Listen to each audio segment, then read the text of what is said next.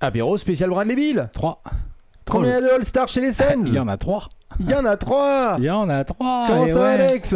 Oh bah, canapé. Hein, ouais. À l'impro total. Ouais, bah il fallait. Hein. Eh oui, Parce réactivité. Ça improvise dans l'Arizona, donc... Enfin, ça improvise. On va en parler. Eh oui. Obligé de devoir réagir à chaud. Vous pouvez le voir avec la tête d'Alex. Content, pas content, on va voir les réactions à chaud, évidemment, d'Alexinator. Il y a du bon, il y a du moins bon, mais il n'y a pas que du mauvais. Tout à fait. Habituellement, dans ce canapé, généralement, vous voyez soit du logo de match parce qu'on commente, soit on est dans les poufs, soit on est en allée café. Mais là, il fallait qu'on réagisse le plus vite possible. Donc, branle-bas de combat, on se met dans le canapé et on réagit ensemble sur le transfert de Monsieur Bradley Beal. Plein de choses à devoir discuter. On était ce dimanche soir, tranquille, détente. Tranquille, peinard, posé. Bah ouais, on va préparer la semaine de la draft 2023. Ouais. Enfin, pour tout vous dire, on l'avait un tout petit peu senti venir quand même. Alors parce que on avait tourné la mock draft avant. La mock draft est tournée avant. Et on avait prévu de sortir la mock draft ce midi, c'est-à-dire le lundi midi. Midi, classique. Et là, petit coup de speed le samedi soir. En voyant un peu les... On s'échange. Les... Ça va, t'es où? Bah, la boule. Ouais, tranquille, à Pénard, je suis en train de boire un spritz. Impeccable. Et qu'est-ce que t'en penses de sortir la mock draft dimanche midi? Plutôt, histoire, parce que je sens que... Enfin, on se disait, tiens, les Wizards, ils ont l'air bien pressés de faire leur deal. Là, ils ont l'air en galère à cause de la no-trade clause de Bradley Beal. On va en reparler. Hein, tout à fait. L'histoire de no-trade clause. Et du coup, on a sorti la mock draft le dimanche midi. Eh oui. Ce qui fait qu'au moment où on sort la mock draft, le discours autour de la situation Wizards ça tient. Est encore valable. Pour peu qu'il se fasse transférer prochainement. 2 points. Breaking news, évidemment, en pleine soirée, il était 22h30, 23h sur les coups de Paris et de la France. Nous avons donc eu cette breaking news, motherfuckers. Regardez ça, n'hésitez pas à aller sur le site de Trash Talk comme d'hab. Tremblement de terre en NBA, Bradley Beal transféré au Phoenix Suns. On se demandait quelle allait être la contrepartie.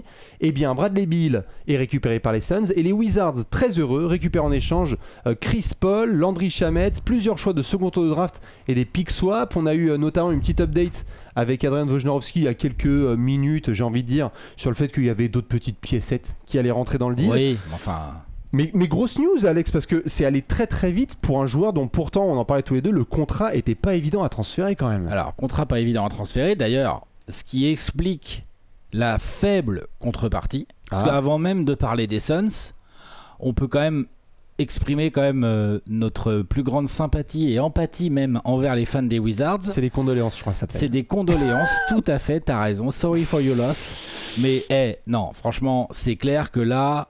on va discuter après du côté super team, 3 All-Stars, les Suns qui essayent encore de recomposer un truc de toute pièce, alors que on peut pas dire que c'était un succès fou lors des derniers playoffs. Non, je te confirme. Même si il y en a qui disaient oui, mais il faut leur donner un peu de temps et tout. Ok, mais là en fait, au lieu de compléter le roster autour de Devin Booker, Kevin Durant et éventuellement Ayton, tu rajoutes une star. Voilà. Au lieu d'aller pécho des 3&D là, comme c'est l'habitude, et on voit bien que c'est les joueurs dont tu as beaucoup besoin, les joueurs de devoir, de rôle, ils sont allés chercher une autre star. Bien sûr. Et donc effectivement, côté Wizards, tu vois bien que ce genre de contrat tout pourri, énorme, sur des joueurs qui n'ont pas si envie que ça, et en plus avec une no-trade clause, ça se finit comment? Ça se finit que tu es coincé, tu te retrouves dans une impasse, et tu es obligé... ou en tout cas tu finis par échanger ça par les Suns conçus. Ishbia, on va parler de lui aussi, l'autre il sait mettre la pression, l'autre il arrive et vas-y on y va, c'est bon, hein. tiens, vas-y, vas-y. Tout à fait, le stylo a plein d'encre. En ce moment du côté de Matt Ishbia, évidemment pour ceux qui ne le savent pas, nouveau proprio des Suns depuis quelques mois. Depuis le 7 février, il est propriétaire officiellement des Suns. Le 9 février, et Kevin Durant qui arrivait. Il n'a pas chômé, tout à fait. Monty Williams se souvient très très bien des Suns puisque maintenant il est à Détroit. Mais c'est vrai que c'est allé assez vite sur le dossier puisque on s'attendait évidemment à la Free Agency qui démarrera le 1er juillet. D'ailleurs 30 juin vous pouvez déjà prendre rendez-vous, il y aura un live spécial Free Agency. Et on se disait justement, attends, quelles peuvent être les stars type Damian Lillard ou d'autres, Karl Anthony Towns, qui pourraient s'avérer être disponibles sur le marché des transferts et pas de la Free Agency. Et c'est vrai qu'on a eu en début de semaine un premier call de Shams Charania et toute la clique en disant Bradley Beal et le management de Washington, ils ont discuté, ils voient que la draft arrive et s'il y a une conservation du pick 8 comme pressenti, nouveau management à Washington, on a tourné beaucoup de pages aussi après Tommy Shepard et toute la clique, s'il le conserve, Bradley Beal sera enclin à dire merci, mais en fait mon ère à Washington est terminée, trouvons un partenaire de transfert. Et à ce moment-là, Alex, il y a Phoenix et Miami qui sont les deux seuls, les gros frontrunners. Ouais, c'est même quasiment les Suns parce qu'on a vu du Sacramento tourner un tour un petit peu, mais pas tant de monde que ça. En fait, il n'y avait pas tant de monde que ça parce que le contrat de Bradley Beal est un boulet quand même si le joueur est fort, on va parler du joueur. Le contrat est cher sur encore beaucoup d'années. Là, il reste plus de 200 millions sur 4 ans à verser à monsieur Bradley Beal. Bien sûr. Donc c'est pour ça qu'il n'y avait pas beaucoup de gens intéressés. Ensuite, moi j'avoue, quand je voyais les Suns dans les rumeurs, je disais et tout, quand même. Est-ce que vraiment c'est ça que les Suns ont besoin de faire comme trade? J'étais vraiment pas convaincu. Bah ouais. Maintenant, un truc quand même qui est important à noter, on va parler de la suite pour les Suns, et je voulais y venir là avec la contrepartie que les Wizards ont reçue. Honnêtement, à ce prix-là, comme on dit... Ah bah tu prends. Non, mais tu vas pas commencer à... Bien sûr. On a donné Chris Paul, il y a une semaine ou deux, ça parlait de le couper. Donc voilà, on a utilisé ces 25-30 millions de salaire avec quelque chose. On a filé Landry Shamet. Ceux qui ont suivi les playoffs, qui ont checké un peu mes tweets, moi j'ai pas de problème à ce que Landry Shamet soit transféré personnellement. C'est un PNJ, y a pas de problème. Et comme les Suns n'avaient plus de first pick quasiment à filer, ils ont pris des seconds tours. C'est ça qui a un peu choqué, je pense, dans le dossier Bradley Beal, on avait parlé dans la mock draft, et moi il y a une séquence que j'ai balancée sur Twitter où je disais notamment, soyez pas étonnés si la contrepartie est assez dégueulasse pour les Wizards. Pas à ce point-là, tu t'attendais, t'es d'accord? Pas à ce point-là, en fait, moi ce à quoi je m'attendais, et donc on en parlait pendant la vidéo de la mock draft, c'est tu sentais que Washington disait whatever it takes, on doit tourner cette page le plus vite possible, parce qu'ils vont partir plutôt, on a mis Anthony Black en 8, on va plutôt partir sur une reconstruction totale, ce qui annonce pour Porzingis d'ailleurs et pour Kuzma des discussions qui vont être très sympas dans les prochains jours. Je suis pas du tout surpris qu'il y ait des équipes là qui soient en train d'appeler le nouveau management des Wizards en mode dis donc Porzingis, ça se passe comment tout ça? Tout à fait, vrai, hein, tout à fait, lui et Kuzma et d'autres garçons. Et donc c'est vrai que côté Washington, bon, parlons d'eux, puisqu'après on va parler de nos amis de Phoenix. Tu parlais de condoléances, les Wizards ont vécu dans ce ventre mou un peu de médiocrité pendant, ça fait depuis 40 ans. Il y a eu une phase en demi-finale de conférence Est avec John Wall et Bradley Beal, notamment contre Boston d'Isaiah Thomas. Tout à fait, Otto Porter et toute la clique. Et en fait, il fallait changer la donne parce que à Washington, ça fait... Je sais même pas si on peut parler de respectabilité et de respect pour cette franchise de la part de la fanbase ou des fans de NBA global depuis tellement longtemps. Washington avait besoin d'un nouveau management, de nouvelles décisions. Donc ça passe par aussi, comme on le voit souvent Alex, des nouveaux décisionnaires qui arrivent et table rase. Là, Washington envoie un message, c'est il faut assainir les finances de Washington le plus vite possible. Exactement, assainir les finances. Donc là, concrètement, c'est le début. Puisque a priori Chris Paul va être coupé. Alors, a priori j'ai dit, parce que c'est pas sûr, ou il va être transféré dans une troisième franchise, dumpé. Ils vont certainement pas vouloir récupérer, à moins qu'on leur file des jeunes à potentiel en échange du contrat de Chris Paul. On parle de contrat expirant, surtout en échange de Chris Paul. Ouais. Donc on essaye de se débarrasser du salaire de Bradley Beal le plus possible. Les seconds tours de draft, on verra ce qu'ils en font, mais pour moi c'est quand même... Clairement, les Wizards ont bradé Bradley Beal. C'est ça. Vous l'avez? Vous pouvez vous la noter. Celle-là, personne n'y a pensé du tout, quoi que ce soit. Mais c'est vrai qu'ils ont vraiment bradé Bradley Beal parce que tu as en effet ce double jeu de second tour. C'était un autre management, c'était Tommy Shepard. On avait eu le sujet Rui Hachimura contre Kendrick Nunn et quoi 2, 3, 4 second tour de draft. Donc là, ils en ont récupéré. Pas de premier tour de draft récupéré, mais au moins, Washington fait de manière un peu dégueulasse, mais une clean slate où ils vont pouvoir aborder ce jeudi la draft 2023 en se disant ok, on n'a plus Bradley Beal, on va voir Chris Paul et compagnie. Peut-être que là, d'ici jeudi, ils vont récupérer Chris Paul contre peut-être des petites pièces. Peut-être que Porzingis, il y a déjà un truc dans les tuyaux et qu'on va voir du Escalated Quickly là, bientôt arriver sur nos réseaux. Soyez là jeudi parce qu'il va se passer beaucoup de choses en effet, parce qu'il y a des franchises qui vont être hyper intéressées. Mais donc pour les Wizards, au moins on peut le dire Alex, on va se donner rendez-vous 1 à la draft, 2 à la Summer League et 3 dans les 30 prévus en 30 jours parce qu'on démarre une nouvelle ère. En septembre. Tout à fait. Ça c'est sur Washington, vous n'aurez pas la priorité. Attention, c'est septembre là. Mais on démarre une nouvelle ère à Washington qui va être rebuild, construction. J'ai même pas envie de dire reconstruction, Alex, c'est construction de nouvelle identité. Parce qu'ils ont quoi comme identité les Wizards? Là, ils en ont pas. Il faut la construire, il faut trouver le ou les joueurs autour desquels tu vas commencer à travailler le fond de jeu. Parce que Wes Unseld Jr. Est-ce qu'il va rester derrière Est-ce qu'il va rester? On verra si c'est lui ou un autre, de toute façon, il faudra commencer à travailler le fond de jeu. Tout à fait. Donc là, clairement, nouvelle ère chez les Wizards. Exactement. Et donc pour celles et ceux qui sont intéressés ou qui sont un petit peu aventuriers par exemple, n'hésitez pas à monter à bord du bateau Wizards. Moi je l'ai dit dans la vidéo mock draft, je monte à fond. Nouveau management, ce sont des anciens d'OKC, notamment pour ceux qui veulent savoir. C'est des personnes qui ont été adoubées par Sam Presti et qui désormais passent du côté de Washington. Ils ont récupéré Travis Schlenk aussi, qui avait été lui aussi bradé par Atlanta. Bradé par Atlanta, tout à fait. Exactement. Donc voilà, pour Wizards, je ne sais pas si tu as d'autres choses à ajouter, mais c'est la fin d'une ère. J'avais juste une dernière question sur Washington à te poser. Bradley Beal, ça t'a fait marrer, on a discuté tout à l'heure. Le maillot n'est pas retiré à Washington. Je vois pas pourquoi il le serait. Et je pose la question, on est sur le deuxième meilleur marqueur de l'histoire de la franchise, sur le numéro 1 en 3 points rentrés. Il est quand même assez haut classé dans la franchise, mais il y a quoi comme performance collective? Vu comment il part et tout, vu comment ça se finit, ça sent pas le retrait de maillot. Je suis désolé. Je pense pas. Je pense pas. Non. Maintenant, on va pouvoir rigoler. Voilà. On va parler des Phoenix Suns. On va parler de Phoenix. Maintenant qu'on a été sérieux avec les Wizards, on inverse et on va parler de Phoenix. Alex, toi, ton ressenti à chaud, parce qu'il y a plein de gens qui ont fait tout de suite Toby Leverlez, machin, etc. Alex, c'est moi qui avais manigancé le trade. Ouais, bien sûr. Bien joué. Ouais, tu l'as eu pour pas cher. Moi, j'ai rien eu. Ton ressenti à chaud, parce qu'en fait, moi, j'ai un souvenir notamment où hier soir, tout de suite, t'as dit que t'étais pas forcément giga ultra fan de ce que tu voyais, alors que tu lâches pas notamment du DeAndre Ayton dans l'équation. Exactement. Donc c'est ça que j'ai dit. Le risque est réel, le roster est encore plus dénudé qu'il ne l'était après le trade de Kevin Durant. Attends, j'ai un bon screen pour toi. Mais voilà, j'ai envoyé ce screen. Alors, voilà, il reste ça dans l'effectif des Suns. Ce sont les Suns. Donc il y a 6 joueurs en comptant Ish Wainwright et Cameron Payne. Pour les gens qui sont en train de faire la vaisselle, Kevin Durant, Bradley Beal, Devin Booker, DeAndre Ayton qui va être transféré, Cameron Payne et Ishmael Wainwright. Le reste, c'est poubelle. Donc après t'as des capolds sur Okogie, Torrey Craig. À mon avis, Okogie ou Torrey Craig, l'un des deux pourrait tout à fait rester. T'as des garçons là-dedans. Pour des pas chers, un Jock Landale aussi, où on verra ce qu'ils vont vouloir garder pour avoir quelques joueurs de devoir, quelques role players que t'as déjà en caphold et que tu peux peut-être te mettre d'accord avec eux pour les signer pour pas trop cher. Bien sûr, maintenant les décisionnaires, vu le message qu'ils envoient depuis quelques mois, c'est que ton avenir il est jamais vraiment safe à Phoenix. Non, jamais. Never.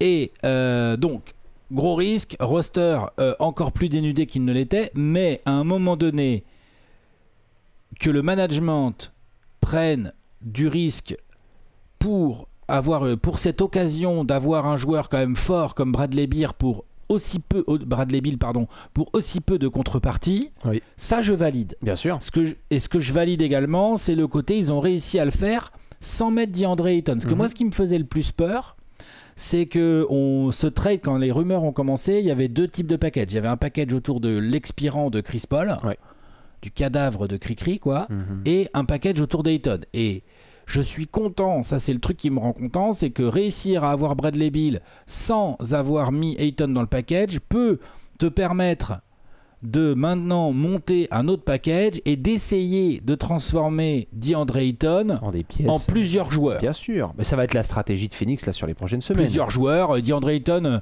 on a vu là sur ton screen, il a son extension là qui commence, il est à 32 ou quelque chose comme ça, 32 millions par an, un truc comme ça je crois. Voilà, 32 millions par an, sur plusieurs années. Il a été numéro 1 de draft. C'est un pivot qui a des défauts, on en a suffisamment parlé. Maintenant, c'est un pivot aussi qui a des qualités qui peut attirer certaines équipes, pas non plus tant d'équipes que ça, on va pas se mentir. Mais il faut pas non plus commencer à cracher sur Ayton. Il y a 2 ans, c'était le mec qui avait affronté et AD et Jokic. Vous étiez en finale NBA. Et qui avait été loin d'être ridicule. Et il avait été loin d'être ridicule. Et il est très fort. Faut pas. Il est soft, il rend fou. Et t'as l'impression qu'il est effrayé par le fait d'être nasty. Mais par contre, ça reste DeAndre Ayton. Il y a des franchises que vous pouvez contacter. Mais il va falloir bien travailler et vite, parce que là, le message qui est envoyé par Matisse Biel Management, c'est que votre fenêtre, elle est maintenant, et il faut gagner un titre sous 24 mois max. C'est quelque chose que je valide. Ce que je valide moins, c'est du coup le réflexe, c'est d'ajouter une autre star. Ça, je valide un peu moins. Mais peut-être aussi que, et ça, nous, on peut pas le savoir parce qu'on juge que de l'extérieur, avec le cadavre de Cricri et Landry Shamet, t'avais quoi vraiment en fait sur le marché à part de mettre dans un corner justement les Wizards et de leur dire mec, regarde, tu vas quand même pas prendre Duncan Robinson et Kyle Lowry. Non mais bien sûr, prends Chris Paul et Landry Shamet, s'il te plaît. Que tu vas pouvoir refourguer après Chris Paul en machin. Donc ça je valide. Moi ce que j'aime moins, c'est le côté, je trouve pas que Bradley Beal, tout aussi fort qu'il soit, je ne pense pas que c'était ce dont les Suns avaient le plus besoin. Ouais, je pense que c'est plutôt l'opportunité qui a fait ce trade.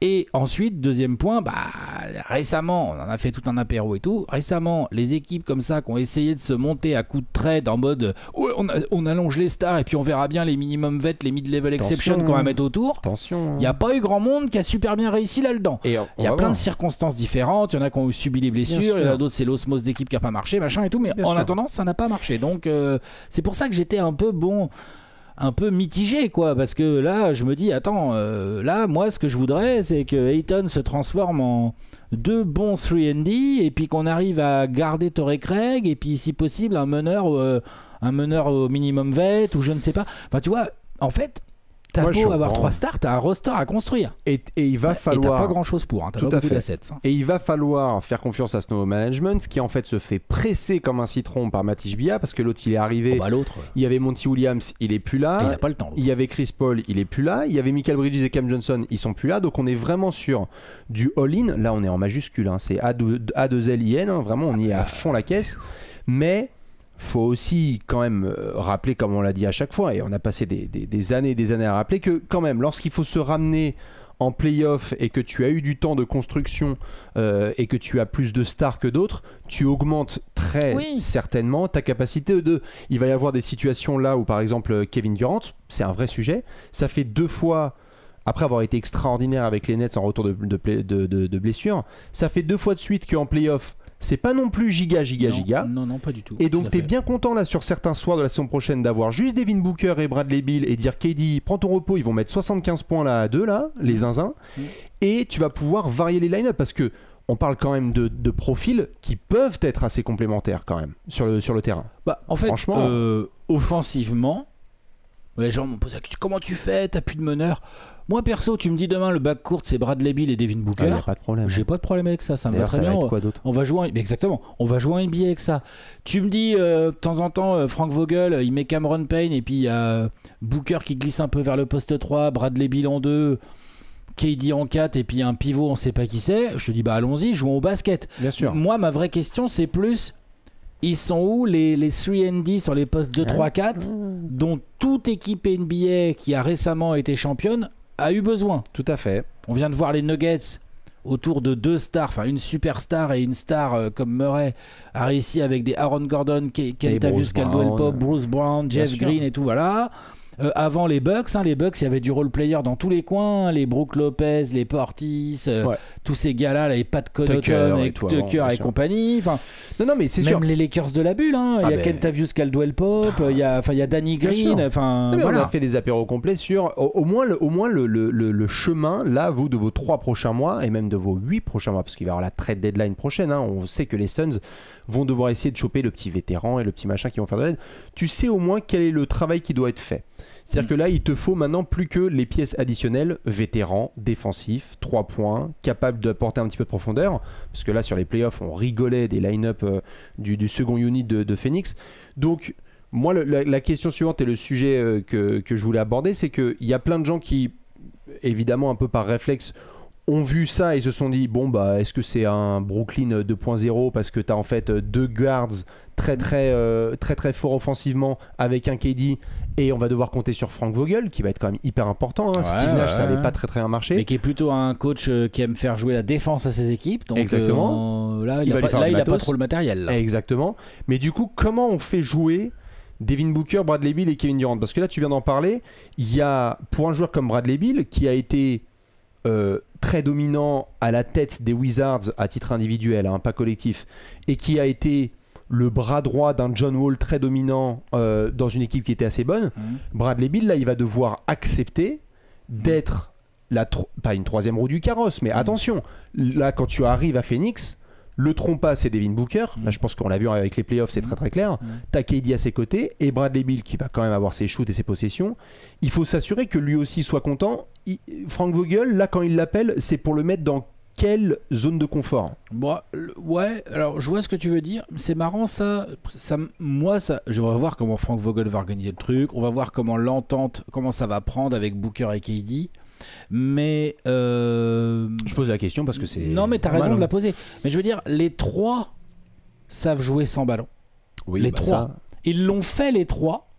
Bill a joué à côté de Wall, il jouait plus sans ballon. Après, il a eu le ballon en création et il s'en est plutôt bien sorti. Booker sait jouer sans ballon et Kevin Durant, c'est un très très bon joueur aussi sans ballon. Et les trois, sans être des meneurs, des purs créateurs, tu peux avoir les trois qui tournent à 5-6 passes d'ess par match. Bien sûr. Statistiquement, c'est tout à fait envisageable.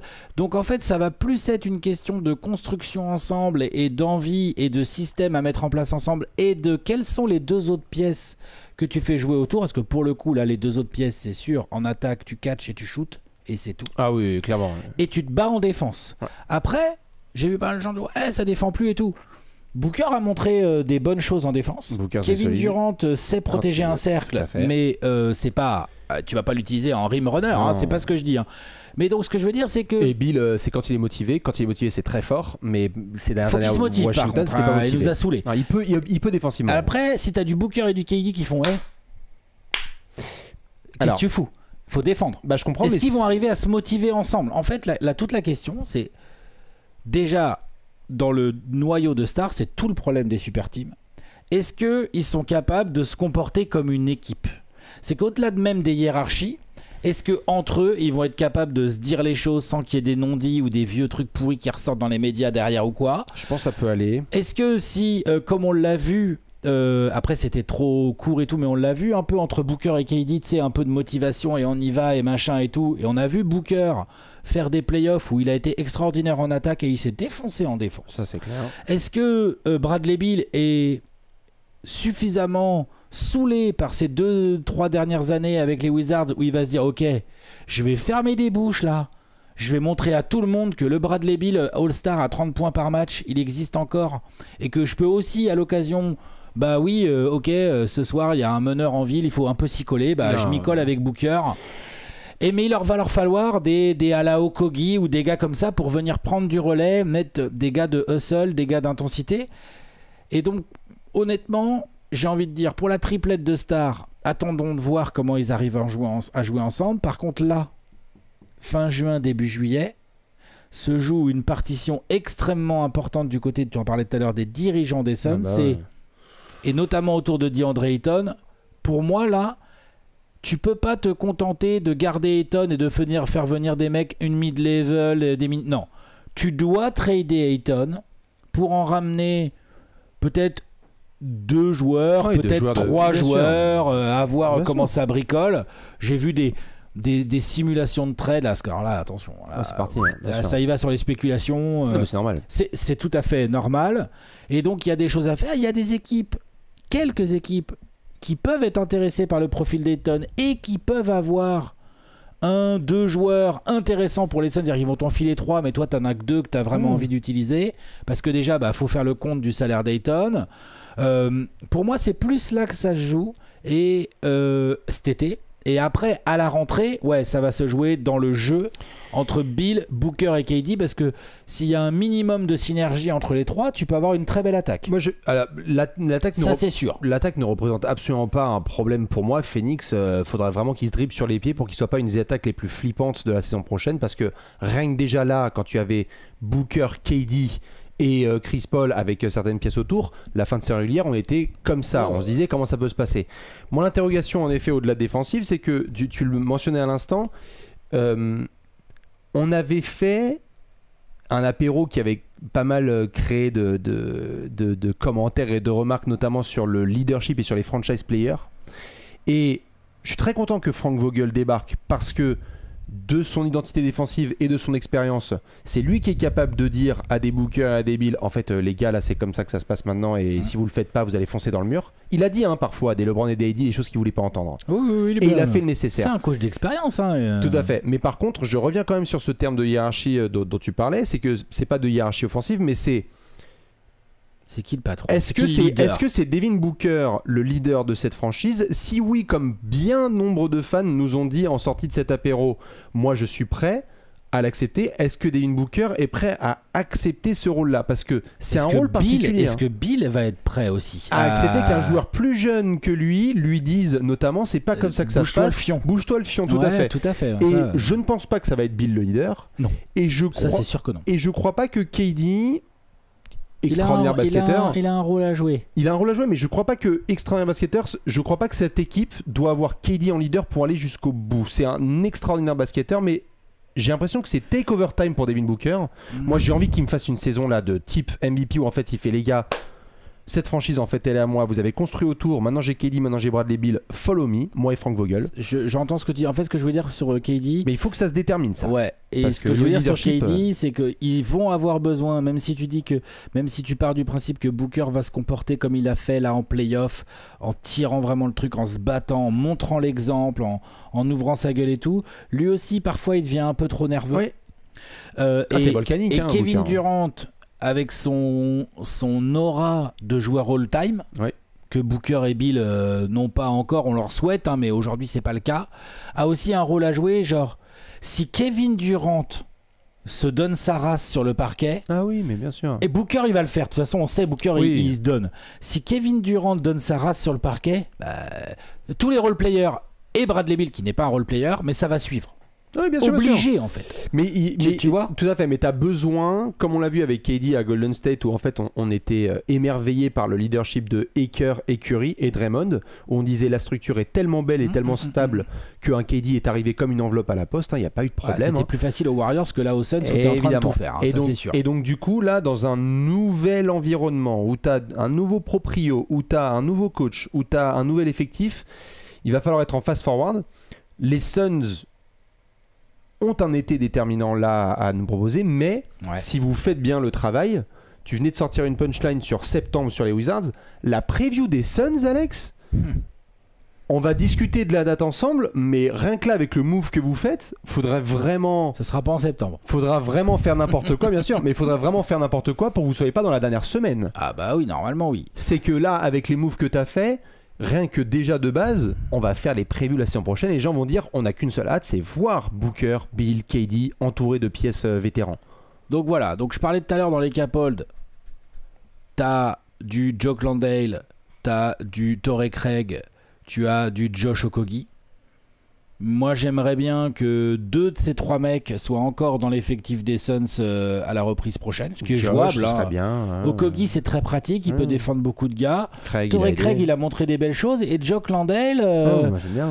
C'est pas un pivot titulaire, mais quand il rentre il se bat, il est au rebond, il roule, enfin il peut te servir en tout cas. Après, toute la question va être comment tu maximises un trade autour d'Ayton. Ça, c'est une vraie question. C'est la priorité. Parce que tu vois, il y a eu des rumeurs à une époque autour des Pacers.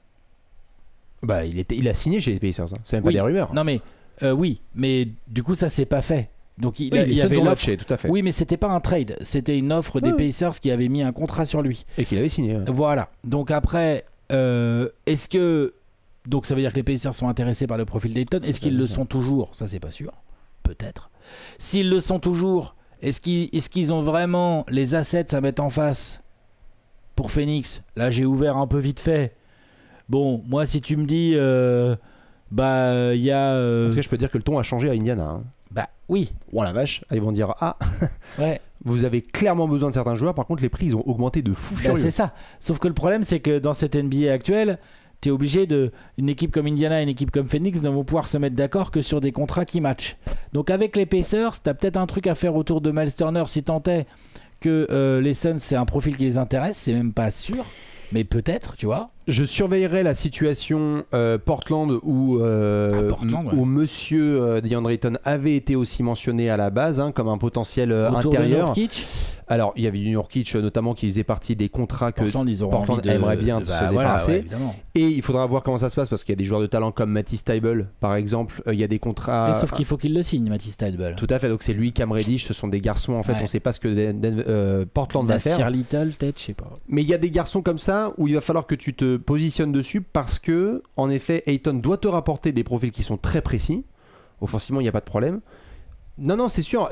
Là, je vois que tu as du Dallas qui est ouvert. Bah, oui, Dallas, clairement. Oui. Profil d'Ayton, pour le coup. Associé Ayton à Doncic et éventuellement à Kyrie Irving. Le problème, c'est que Dorian Finney-Smith n'est plus Alex. Non, mais moi, si tu commences à me dire tiens, v'là Reggie Bullock ou Josh Green ou Tim Hardaway Jr. ou des trucs comme ça, je veux bien réfléchir. Si je suis le management des Suns, je dis ok, attends.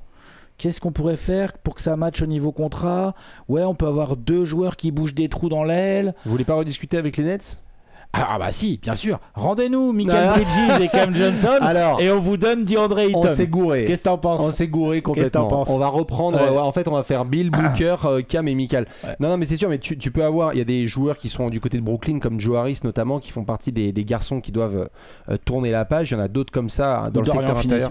Ou Dorian Finney-Smith, évidemment. Ça fait partie de certains garçons où Brooklyn, on ne sait pas combien d'ailiers ils vont conserver. Ils vont pas pouvoir tous les garder. Ils vont pas pouvoir tous les garder. Donc après, ils ont Claxton qui a bien progressé au pivot. Donc est-ce qu'ils ont vraiment envie de mettre un pivot Enfin, tu vois, genre Ayton, je suis pas sûr que Brooklyn soit si excité que ça par le profil de Ayton. Je dis à voix haute quelles sont les destinations potentielles que tu pourrais aller voir. Parce que si tu fais le listing, Atlanta va pas être intéressé. Boston, certes, ils sont dans du lourd. Atlanta, vous êtes pas intéressé? Non. Non. On vous libère de Capella. Et puis pour vous faire plaisir, on prend DeAndre Hunter avec. Qu'est-ce que t'en penses? Non, au Congo, il est meilleur que Ayton. C'est bon. Je suis pas sûr de ça. Mais non, Capella Hunter? Non. Ouais, Capella Hunter, ça va. Bah c'est propre. C'est propre. Tu as AJ Griffin aussi, c'est ça? Non, bien. J'aime bien. Non, mais il y a des franchises où il faut aller un petit peu chercher des vétérans. Visez bien des vétérans qui sont dans des équipes pas très performantes et où justement une équipe serait très contente de filer des contrats expirants aussi. Là vraiment il va falloir être ingénieux du côté de Phoenix et on the clock parce que là c'est tout de suite, là c'est cet été. Denver repart en tant que contender évidemment, champion en titre, qui va essayer de repartir avec le même groupe. On a vu Mike Malone complètement bourré nous dire run it back. Run that shit back. I got a little emotional. Whisky. Mais il va falloir tout de suite se positionner en tant que contender parce que il y a un sentiment derrière Denver que, en attendant de voir ce qui se passe à Golden State, ça pourrait être assez ouvert derrière Denver. Il y a des situations un peu compliquées du côté de Memphis. On ne sait pas trop ce qui se passe du côté de Dallas. Attention à voir aussi comment ça se décante dans le haut de l'Ouest. Bien sûr. Mais en revanche, ce qui est chiant, chez les Clippers. Pardon. Ouais, les Clippers, pourquoi pas. On va aller bien prendre sûr. Robert Covington et Eric Gordon. Robert Covington. En fait, ça, si je vous parle de eux, c'est parce que il y a 4 noms que je peux déjà vous donner qui pourront être mentionnés dans les prochains jours. Robert Covington, Norman Powell, Marcus Morris et Nico Batum. Ça ne veut pas dire qu'il y a des rumeurs sur Nico Batum, c'est juste que ça peut être mentionné comme nom. Norman Powell plus Nico Batum. Après, t'as plus de pivot à Phoenix. Jerry West aussi, c'est ça? Non, Jerry West, c'est bien, je suis bien. T'as plus de pivot à Phoenix, par contre. En fait, toute la question est de savoir, est-ce qu'il y a des équipes qui sont suffisamment intéressées par DeAndre Ayton, il a du talent et des défauts, pour se dire, ok, en fait là on est dans un tournant où en fait ça va nous arranger de filer. Ça peut être des contrats expirants, Toronto. Ça peut aussi être des équipes qui vont vous filer un contrat long qui nous fait chier. Un peu trop long, tu vois, signé sur trop d'années. Et quitte à avoir un contrat long, on préfère avoir celui d'Ayton parce qu'il est jeune et parce que ceci, cela. D'ailleurs, parenthèse, beaucoup de gens avaient posé la question, c'est la raison numéro 1 qui fait que Washington n'a pas voulu récupérer Ayton. C'est que certains m'ont dit, mais pourquoi est-ce qu'ils l'ont pas récupéré? Ils auraient pu ensuite le transformer en parce que là, pour le coup, j'ai compris, ils sont en reconstruction. C'est parce que tu es en reconstruction, donc quand tu reconstruis, tu ne veux pas de contrat long. Ayton vient d'être prolongé. Ouais, non, Ayton, ça commence tout juste là, sa prolongation. Donc Toronto, on ne sait pas ce qui va se passer, mais c'est vrai qu'Anunoby avait été dans des rumeurs. Toronto, Anunoby. Après, Anunoby, ce sera pas assez, mais bon, n'empêche qu'il faudrait. Ce sera pas assez, comment ça, tu veux dire? Bah, toi, vous allez demander beaucoup plus que Anunoby, j'imagine. En contrat. Oui. Le problème, c'est que déjà, ça matche pas au niveau contrat. C'est qu'Ayton, il faut quand même trouver du monde. Après, si tu commences à travailler autour d'Anunoby, je suis sûr qu'on peut se mettre d'accord avec Masai Ujiri. Parce que là, si tu as Bill, Booker, Anunoby, Durant, bon, tu peux te contenter d'un rim runner de base au pivot. Tu as une belle équipe. Les Knicks seront pas intéressés? Non. Les Raptors peuvent l'être parce que vraiment au poste de pivot, on peut pas dire que c'est la fête. Les Pacers, ils l'ont été, est-ce qu'ils le sont encore? Les Mavs, on sait qu'ils ont envie d'avoir un intérieur pour jouer avec Doncic et ou Kyrie. Les Clippers, tu les as cités, mais j'ai du mal à me projeter parce que je sais pas du tout ce qu'ils ont en tête là. Les Clippers, ça se trouve, ils vont nous faire péter le truc, on va être surpris. Ou si ça se trouve, ils vont faire juste 1 ou 2 ajouts et dire non, on y va avec Paul George et Kawhi, tu vois. Transition, bien sûr.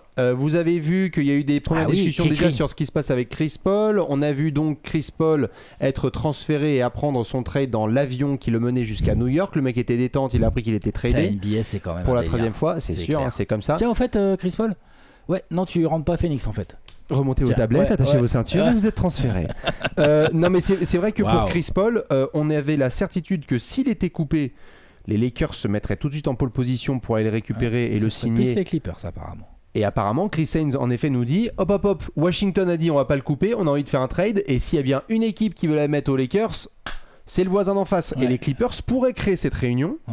De récupérer Chris Paul, parce que Chris Paul, avec Kawhi Leonard et Paul George, tu as cette assurance à la main qu'ils n'ont pas eu quand même depuis quelques temps. Chris Paul, faut voir ce qu'il a encore à donner. Tout à fait. Et j'ai vu les derniers playoffs, il m'a fait flipper quand même. Et j'ai vu des fans des Clippers qui nous ont dit non, c'est bon, on a Westbrook, on est détente.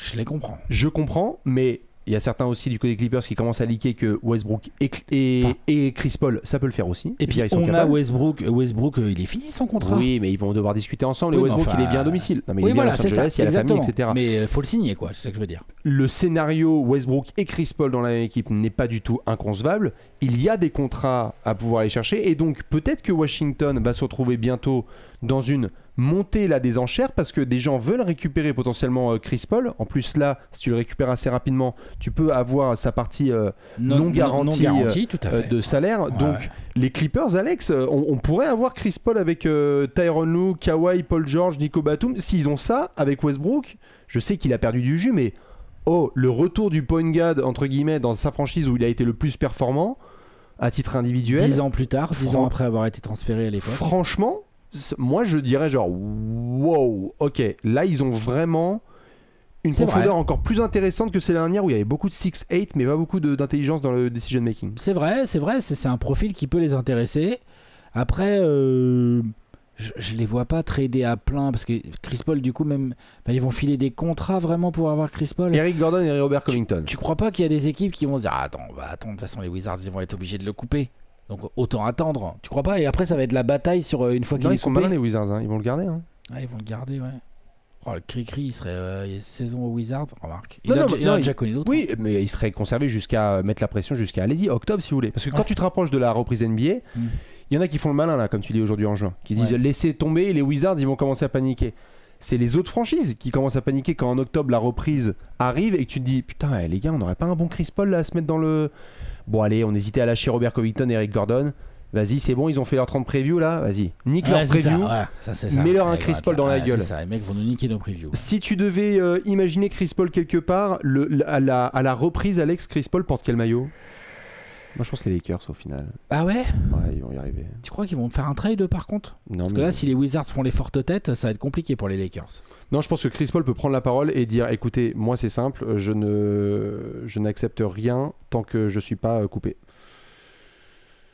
Peut-être. J'accepte pas de jouer, de rejoindre votre franchise. Donc tu frises le marché et tu décides d'être agent libre assez rapidement. T'es coupé. Et donc si t'es coupé, tu signes à Los Angeles pour pas cher. Ça sera rarement les Wizards, ils auraient tradé Bradley Beal contre du cap. Contre du cap. Contre Landry Shamet. Moi j'appelle ça du cap. Ah bah oui, c'est du cap complet.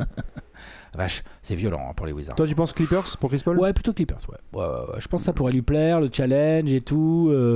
Et je pense que tu as raison, peut-être qu'ils sont capables de mettre un petit joueur ou deux, histoire de l'avoir tout de suite, et que quelque part, vu les salaires qu'ils ont, ça les arrange aussi, parce qu'il y a ça aussi. Tu vois, plein de choses à devoir discuter. Ce qui est sûr et certain, mesdames et messieurs, c'est plusieurs rappels. Première chose, vous l'avez vu, l'actu continue, c'est une dinguerie. Lillard, est-ce que c'est next, est-ce que c'est pas next? Lillard, on va voir. James Harden, Rockets, pas Rockets. Bon, a priori, ça serait pas Rockets, mais Kyrie c'est pas encore... Dallas, pas Dallas. Karl Anthony Towns a-t-il changé le jeu? Oui, il a dit oui. T'es vache, il l'a dit. Et surtout, le plus important, c'est comme que Karl Anthony Towns nous a bien rappelé à nous autres, simples fans de basket, que le run, et j'ai bien dit le run des Wolves de Pat Beverley au play-in, le run de 8 mois, pas cette année mais l'année dernière, était plus fort que le run des Nuggets cette saison. Ouais. Je vous laisse méditer là-dessus et voir si vous êtes d'accord avec le chat ou pas. Il va y avoir toujours un jeu de dominos. Vous connaissez le fameux gif des dominos. Si Bradley Beal rejoint les Suns, comme là c'est acté, d'autres franchises aussi vont vouloir se renforcer. Ça va être hyper intéressant. Ce jeudi, la draft 2023, ici Simon. Sur le canapé, il y aura Simon, tout à fait. On sera là à partir de 1h matin pour vivre tout ça. Si vous ne l'avez toujours pas vu, on l'a balancé le petit nouveau. Bravo à Giovanni et à Ben. L'agenda Trash Talk 2023-24, il est disponible. Au hasard. Bleu, incroyable, année de JO. On le fait avec les meilleurs athlètes français de l'histoire. Ouais, exactement, ceux-là. avec du Joel, du Victor Wembanyama et du Nico Batum. N'hésitez pas à le prendre, ça fait plaisir. Vous pouvez aller voir, notamment il est dans la Descro, ça fait toujours un gros kiff de vous voir et qu'on soit dans les sacs de la rentrée.